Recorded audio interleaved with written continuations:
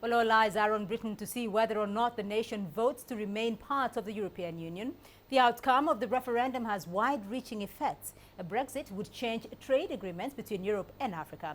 Analysts say development cooperation will also have to be restructured. The EU is a key donor in Africa, and Britain is the biggest contributor to the EU's development aid budget. CCTV asked Africans what the Brexit vote means to them. Let's take a look. Well, British is one of the oldest sovereignties in the world. I don't think it's Britain's prerogative to stay in the EU because they've always, even when they were part of the EU, they were not fully entrenched into EU relations with the world. They still acted as a sovereignty because of their kingdom, the British kingdom.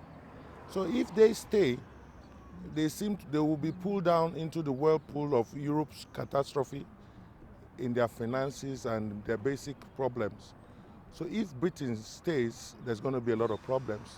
They should leave. It is a country that we have a relationship with. It supports us politically. This referendum is for their citizens and not for Somalis, and their decision will be the result of this referendum. In my opinion, Somali people will not be affected by this since they're not among the citizens that will take part in the referendum. Unity is power.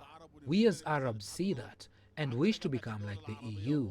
But Britons have their own pride and believe they can't be led by Brussels. David Cameron has been calling on senior residents to join the stay group for the sake of the next generations. Personally, I'd love to see Britain remain part of the EU because the economic and industrial network of any country, regardless of how great it is vital. No one can survive alone. The results will have a great impact on the world because if they separate, it will be like an earthquake that could change the world map and economy, and it may lead to a chain of exits similar to those of the Soviet Union. It might not be a wise idea for any country to consider pulling out of institutions like the EU, for example, because we are living in a global village, and I think we need each other and they need the EU. Let's now get some analysis on that historic Brexit vote. Onyekachi Wambu is the director of the African Foundation for Development. He's joining me live from London now. Onyekachi, the referendum is being followed closely from way beyond Britain's borders. What does it matter, though, to the rest of the world, Africa in particular?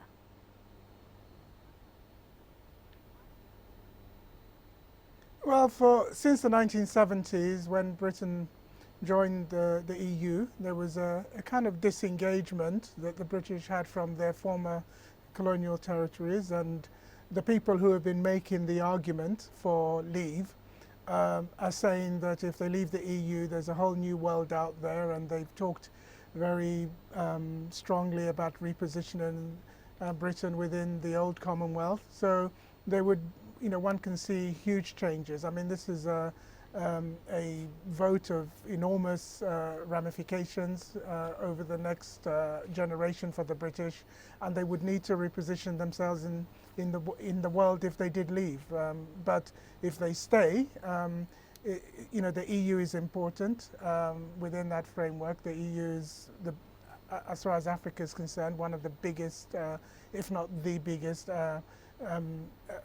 giver of aid to the South, and one wonders whether Britain would be able to sustain that kind of generosity, for instance, without the EU framework. Well, those former colonial... There's a danger if Britain were to leave that...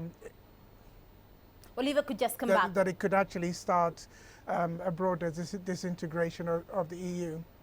Well, if I could just come back to your comment about the former colonial territories watching closely what will be happening in Britain later tonight. In your view, though, what would be the best outcome for Britain's allies and trade partners in Africa?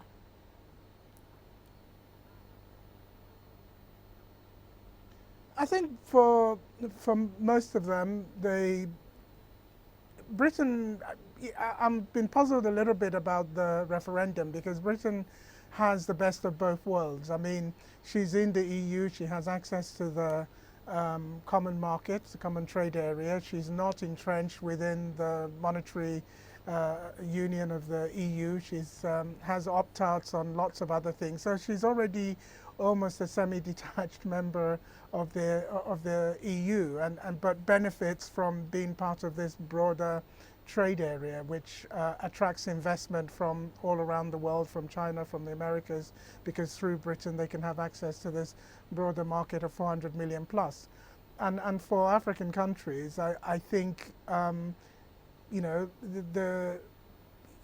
for the Africans who are within Britain, they have access, free movement of travel, the ones like myself who live here, free movement of travel through the EU. If Britain leaves, you know, we're not sure whether that might continue. So there's a lot of things that are up in the air around this, and go to the heart of where the UK sees itself as a global power. Right. As far as the Africans are concerned, I think, you know, no matter what Britain does, we will exist, but we can see some advantages with her remaining in the EU. A lot of things still up there in the air. Onya Kachiwambu joining us there from London. Well, we can also now cross over to London as well. And CCTV's Jack Button is joining me now live with the latest from that referendum vote. Jack, voting has been going on throughout the day. How is it panning out so far? Are there any indications yet on what the outcome may be? We haven't got any indications of what the outcome has been, but the polling has been going smoothly. We're told by the Electoral Commission that about 46.5 million British citizens are eligible to vote. That's a record number, even higher than the last election. Amongst the first to do so, of course, were the leaders of the major political parties who went down and very publicly cast their ballots.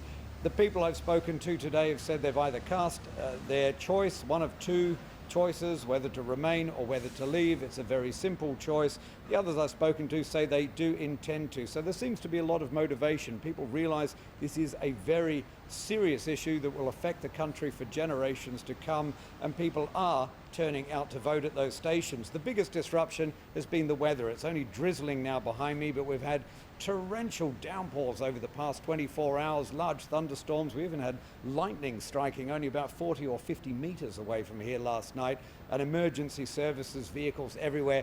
It led to flooding at many polling stations, but officials say that people that turned up at those stations, some of them waist deep in water, were redirected away to other polling booths on higher, drier ground close by. So that was the only disruption, and we're told that the process, at least, has been going very smoothly.